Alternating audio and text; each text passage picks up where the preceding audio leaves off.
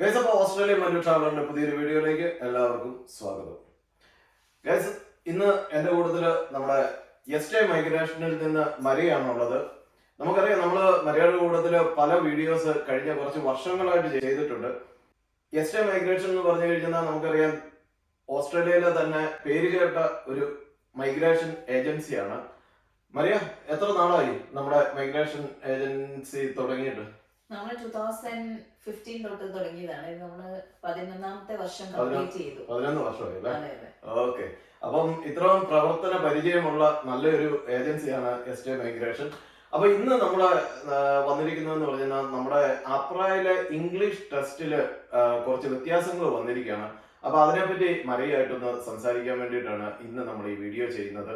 അപ്പം Mariya, welcome to the video. Thank U.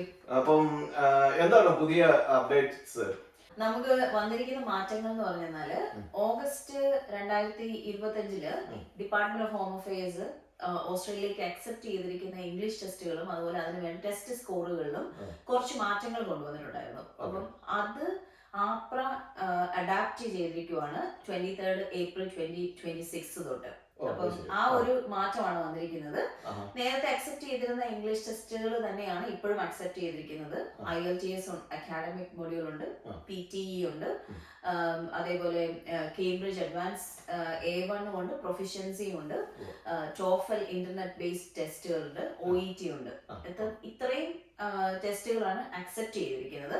പക്ഷെ അതിനകത്ത് വന്നിരിക്കുന്ന മാറ്റം റിക്വയർഡ് ആയിട്ടുള്ള ഓരോ ടെസ്റ്റിനും വേണ്ട സ്കോറിലാണ് ഡിഫറൻസ് വന്നിരിക്കുന്നത്. നമ്മൾ IELTS അക്കാഡമിക്കില് സാധാരണ പോലെ തന്നെ എല്ലാ മോഡ്യൂളിനും 7 എക്സെപ്റ്റ് റൈറ്റിംഗിൽ നമുക്ക് 6.5 മതി. അത് ഇപ്പോഴും അങ്ങനെ തന്നെയാണ്. പക്ഷെ IELTS വന്നിരിക്കുന്ന വലിയൊരു മാറ്റം എന്ന് പറഞ്ഞിരിക്കുന്നത്, IELTS റീസെന്റ് ഒരു പുതിയ സിസ്റ്റം ഇൻട്രൊഡ്യൂസ് ചെയ്തിരുന്നു, 1 സ്കിൽ റീടേക്ക് എന്ന് പറഞ്ഞ്. അതായത് ഇപ്പം 4 മോഡ്യൂൾ ഉള്ളതിൽ ഫോർ എക്സാമ്പിൾ പറഞ്ഞാൽ നമുക്ക് സ്പീക്കിങ്ങിന് റിക്വയർഡ് ആയിട്ടുള്ള സ്കോർ കിട്ടിയിട്ടില്ല. അപ്പം നമ്മുടെ റിസൾട്ട് വന്നതിന് 60 ഡേയ്സിനുള്ളിൽ നമ്മൾ ആ ഒരു പർട്ടിക്കുലർ മൊഡ്യൂൾ മാത്രം എഴുതാനായിട്ടുള്ള ഒരു അവസരം IELTS പ്രൊവൈഡ് ചെയ്യുന്നുണ്ട്. സോ ആപ്ര അതും അങ്ങനെയുള്ള 1 സ്കിൽ റീടേക്കുകൾ അക്സെപ്റ്റ് ചെയ്യാൻ തുടങ്ങി എന്നുള്ളതാണ് വലിയൊരു മാറ്റം. അത് ഒരുപാട് ആളുകൾക്ക് ഹെൽപ്ഫുൾ ആയിരിക്കും. പിന്നെ വന്നിരിക്കുന്ന മാറ്റം എന്ന് പറയുന്നത്, ഇതുവരെ OET ആണെങ്കിൽ OETയുടെ B എന്ന് പറയുന്ന സ്കോർ ആയിരുന്നു റിക്വയർഡ് സ്കോർ. അതുപോലെ റൈറ്റിംഗിന് C+ ആയിരുന്നു. അത് ഇപ്പൊ മാറിയിട്ട് ലിസ്ണിംഗ് ആൻഡ് റൈറ്റിംഗിന് 350യും റീഡിംഗ് ആൻഡ് സ്പീക്കിങ്ങിന് 360യുമാണ് റിക്വയർഡ് സ്കോർ ആക്കിയിരിക്കുന്നത്. അതേപോലെ തന്നെ PT അക്കാഡമിക്കില് ഓവറോൾ 66 എന്നുള്ളതായിരുന്നു റിക്വയർഡ് സ്കോർ. അതേപോലെ ഇൻഡിവിജ്വൽ 66ഉം റൈറ്റിംഗിന് 56ഉം എന്നുള്ളതായിരുന്നു സ്കോർ വേണ്ടിയിരുന്നത്. അത് ചേഞ്ച് ചെയ്തിട്ട് ഇപ്പം ഓവറോൾ 63യും ഇൻഡിവിജ്വൽ സ്കോറിലും അതിന് അനുസരിച്ചുള്ള മാറ്റങ്ങൾ വന്നു. അതായത് റിക്വയർ ചെയ്യുന്ന സ്കോറിന്റെ ഇത് കുറയ്ക്കുവാണ് ചെയ്തിരിക്കുന്നത്. സോ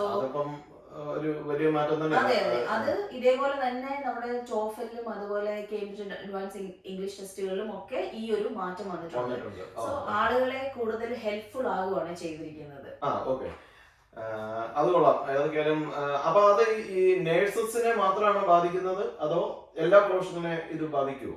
ആപ്ര രജിസ്ട്രേഷൻ അതോറിറ്റി ആയിട്ടുള്ള എല്ലാ ഓക്യുപേഷനിലും ഇത് ഹെൽപ്ഫുൾ ആണ്. കാരണം നഴ്സസ് മാത്രമല്ല, നഴ്സസ്, മിഡ്വൈഫ്സ്, ഒക്യുപേഷണൽ തെറാപ്പിസ്റ്റ് ഉണ്ട്, ഈവൻ ഡോക്ടേഴ്സ്, ഡെന്റിസ്റ്റ്, ഫിസിയോതെറാപ്പിസ്റ്റ്, അങ്ങനെയുള്ള ആപ്ര റെഗുലേറ്റ് ചെയ്യുന്ന എല്ലാ ഒക്യുപേഷനിലേക്കും ഇത് സപ്പോർട്ടീവ് ആണ്, എല്ലാ പ്രൊഫഷണൽസിനും. അപ്പൊ ഗൈസ്, അപ്പം മരിയ പറഞ്ഞത് കേട്ടല്ലോ. അപ്പം ഇത് ഒത്തിരി പേർക്ക് ഹെൽപ്ഫുൾ ആയിട്ടുള്ള ഒരു ഇൻഫർമേഷൻ ആണ്. അപ്പൊ നിങ്ങൾ മാക്സിമം ഇത് ഷെയർ ചെയ്യുക. ഇനിയും നമ്മുടെ നിരവധി ആൾക്കാർ ഓസ്ട്രേലിയയിലേക്ക് മൈഗ്രേറ്റ് ചെയ്യുവാനായിട്ടുണ്ട്. ഈ ഒരു കാര്യം നിങ്ങളെ അറിയിക്കുന്നു.